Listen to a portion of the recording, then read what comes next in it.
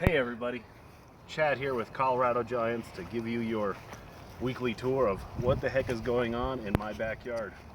I got Elisa helping me out today filming so we could do a different kind of aspect of what's going on back here, and you don't have me shaking the cell phone around taking the video. So we'll do something a little different. We'll start off at the lawn gourds like we have been lately. Haven't been paying the lawn gourds much attention. Plants are still surviving, but not overly healthy. Haven't culled any lawn gourds off in quite a while, so they're still growing like weeds. Come on over. We'll point out what do we got. We still have the bottle, the dipper, bushel gourds growing. The lawn gourds are, now that you can actually see me in the video, they're long. I'm 6'1", so just to give you an idea, this has been the smallest one. And this would be our longest one, so I'm 6'1", it's in the hole, so it's a little longer.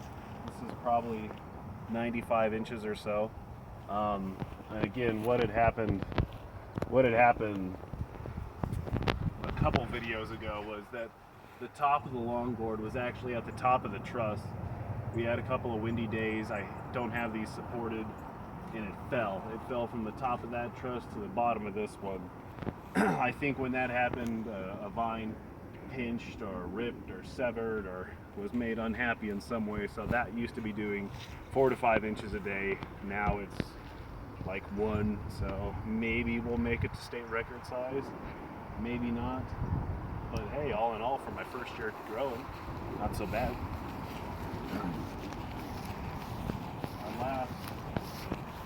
My last sunflower, pretty darn big. Cheese. Looks like I got some birds that have been nipping at that. I need to cut the head off and let the sunflower seeds dry. That's actually a super big head, so you can see my hand in there for reference. This is really cool to grow. It's really fun to see a giant sunflower. You know, you see them, for those of us that haven't grown giant things, you see these on TV and online, and you see giant sunflower, and it's really hard to imagine that a plant that's 13 feet tall and a sunflower head of a sunflower that's bigger than your head. So seeing that, super fun to grow, super simple. I want to grow a lot more of these next year, just for fun, and they're very pretty. The last gourd that I'm really happy about is I have another kind of big one growing. I really like this one, my other snowflake pattern lawn gourd. I don't think I'm going to get any seeds out of that one. I'm hoping to get seeds out of so I can grow more pretty snowflakey pattern lawn gourd. So we'll check out the pumpkins in the Colorado pumpkin cake.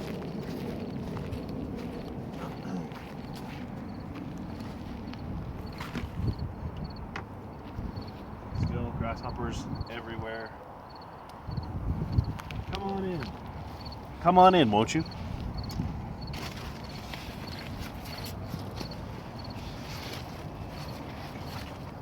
So, here is Bubba. Bubba is my contender for perhaps a Howard Dill award, maybe. Still looking really good. The growth on this guy has slowed down quite a bit. This is only a plant, a pumpkin that has been grown at about 500 square feet. So from basically here to the middle and over, this is just the plant for this one pumpkin. So, a lot of people said that you can't grow a pumpkin in less than like 1,000 square feet, or you can't grow a big pumpkin in less than 1,000 square feet. Bubba is pretty darn close to 1,000 pounds. So, I would disagree. And actually, this is only 250 square feet. So this is 1,000 square feet as a whole. 500 square foot for each plant. So this is 250 square feet. Everybody says you need around 500 square feet per plant, if not more, which I totally agree, because the biggest pumpkin has the full 500-ish, 100 square feet. So, you know, there is logic behind that, but it doesn't mean you can't grow a 1,000-pound pumpkin in 250-ish square feet. So, one of my concerns with Bubba is it was sounding hollow, and actually now it's starting to thump a little heavier. So there's Bubba, looking really good. That's my youngest pumpkin. The oldest pumpkin is Red Baron.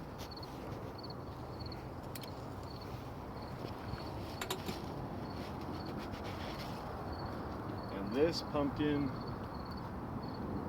is as solid as a rock. And you can just, when I thump on it, it doesn't vibrate. It's not hollow at all. It is solid. Not the prettiest pumpkin, but one of my favorites, if not my favorite. You know, he's just got a really cool shape. It looks like a giant strawberry.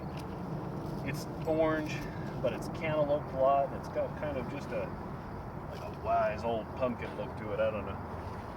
It's interesting to me, being my first year growing, that this was just a tiny little scratch. When the pumpkin was small, this little scratch was, or this big scratch now, was just maybe an inch long, and now it's huge.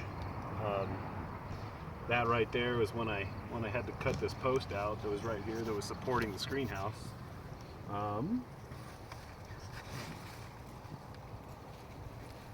There's been something chewing on the pumpkin down here.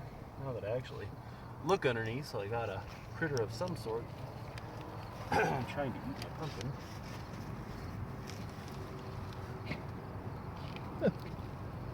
I hadn't seen that. Well, that's new to me. I will have to put out a mousetrap for that, or it could be grasshopper. Yeah, so lots of things that I'll improve on next year. As I'm down here level, I see 1, 2, 3, 4, 5, 6 little pumpkins, and that's because the growing area was so crowded. I should have only grown 2 pumpkins.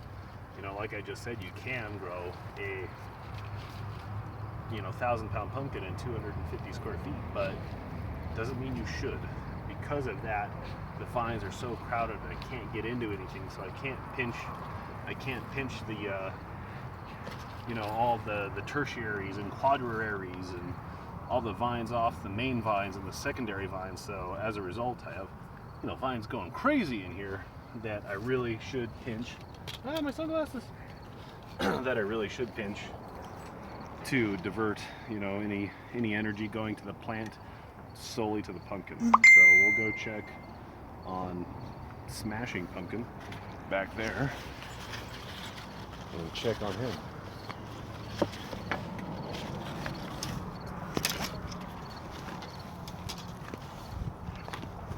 Oh, I guess you can also see. Hold on, right? Watch this. I bet you the way my dogs are acting, I'm willing to bet money that there's probably a mouth underneath the pot. There it is. There's the mouse. Ah. Get it, dog. Get it. Earn your keep. Earn your keep.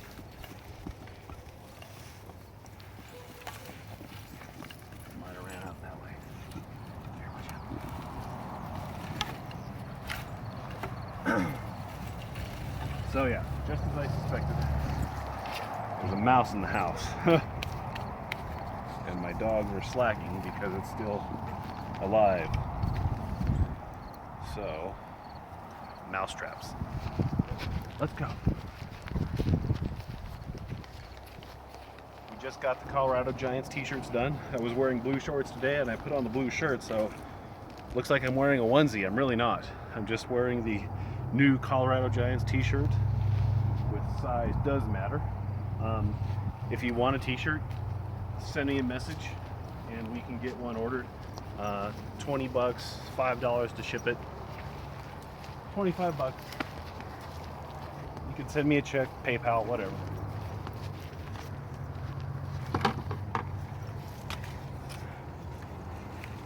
Turn off the fertilizer.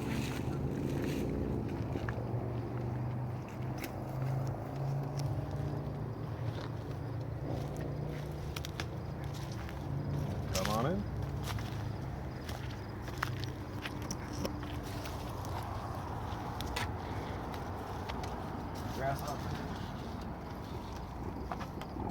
Now there's only 2 weeks left till the weigh off.